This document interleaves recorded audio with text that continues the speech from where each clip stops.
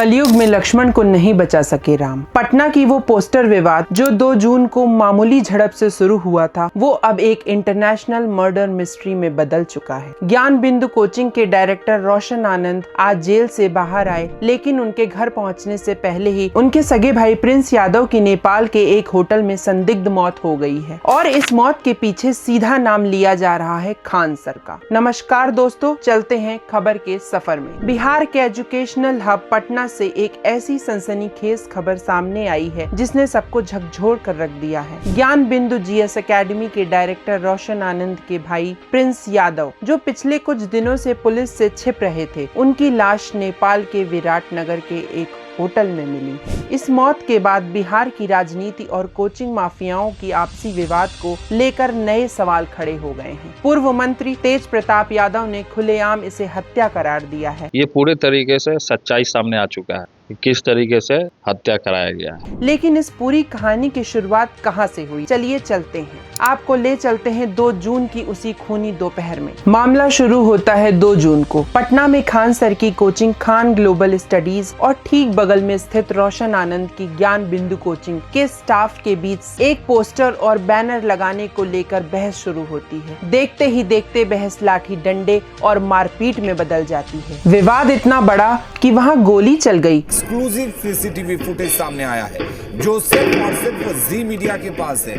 पहला सीसीटीवी जो करीब 2 मिनट 23 सेकंड का है, इसमें फायरिंग करते ही लड़कियां छुपने के लिए भागती दिख रही। शुरुआत में फैजल खान यानी खान सर की कोचिंग की तरफ से दावा किया गया कि गोली दूसरे पक्ष ने चलाई है। पुलिस ने आनन फानन में ज्ञान बिंदु के रोशन आनंद, उनके भाई प्रिंस यादव और अन्य लोगों पर एफआईआर दर्ज कर रोशन आनंद को गिरफ्तार कर लिया। लेकिन कहानी में असली यूटर्न तब आया जब पुलिस ने इलाके की सीसीटीवी फुटेज खंगाले। फुटेज में साफ दिखाई दे रहा था कि गोली असल में ज्ञान बिंदु की तरफ से नहीं बल्कि खान सर की तरफ से चली थी, यानी पासा पलट चुका था। लेकिन तब तक रोशन आनंद जेल जा चुके थे और उनके भाई प्रिंस यादव गिरफ्तारी के डर से फरार हो चुके थे। प्रिंस यादव पुलिस से बचने के लिए नेपाल सीमा पार कर विराटनगर के एक होटल में ठहरे हुए थे। लेकिन कल अचानक खबर आती है कि होटल के कमरे में प्रिंस यादव की मौत हो चुकी है। नेपाल पुलिस इसे पहली नजर में संदिग्ध मान रही है, लेकिन बिहार में इस पर सियासत सुलग उठी है। प्रिंस यादव के साथ विराटनगर के होटल में उनके कुछ दोस्त भी रुके थे। अब इस मामले में उनके दोस्तों का बयान सामने आया है। उसको कोई कुछ नहीं किया गया है। इससे पहले मतलब सही से सो नहीं रहा था 5-7 दिन से। उसको थोड़ा सा जो है सेक्रेटरी प्रॉब्लम था, जो जिसका वो दवाई खाता था। दोस्तों का कहना है कि प्रिंस यादव को पहले से कुछ मानसिक परेशानियां थी और वह इसके लिए दवाइयां भी लेते थे। उनके अनुसार इससे पहले भी उन्हें 2 बार ऐसी स्वास्थ्य संबंधी दिक्कत हो चुकी थी। उसको कोई कुछ नहीं किया गया है।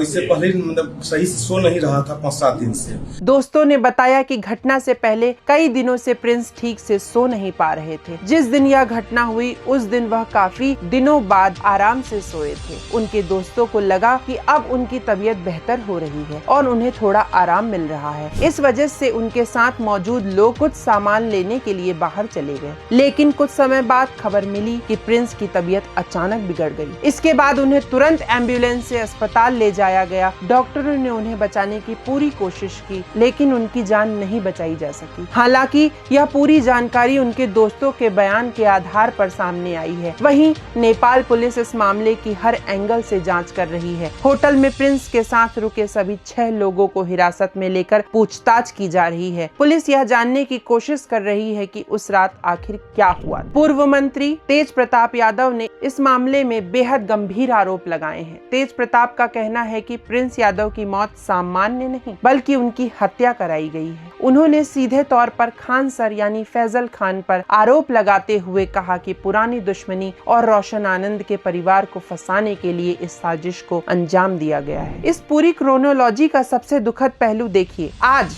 यानी करीब 12-13 दिनों बाद रोशन आनंद को अदालत से जमानत मिली। कोर्ट ने उन्हें बेल दे दी है। लेकिन जब रोशन आनंद जेल से बाहर आए तो उनके स्वागत के लिए उनका भाई नहीं बल्कि भाई की मौत की खबर खड़ी। इतना ही नहीं, आने वाली 29 जून को रोशन आनंद और प्रिंस यादव की बहन की शादी होने वाली थी। जिस घर में शहनाइयां बजने वाली थी, जहां शादी की तैयारियां चल रही थी, आज वहां प्रिंस की मौत के बाद मातम पसरा हुआ है। पूरा गांव और परिवार सदमे में है। क्या यह वाकई पुलिस के डर से उठाया गया कोई आत्मघाती कदम था, या फिर इसके पीछे कोचिंग वॉर की कोई गहरी और खौफनाक साजिश? हम तो ऐसा जीवन में जब से जन्म लिए हैं तो ये परिस्थिति हमको पहली बार देखने को मिला कि एक भाई का लाश हो, एक भाई जेल में बंद हो और बहन का मंडप की तैयारी चलता हो।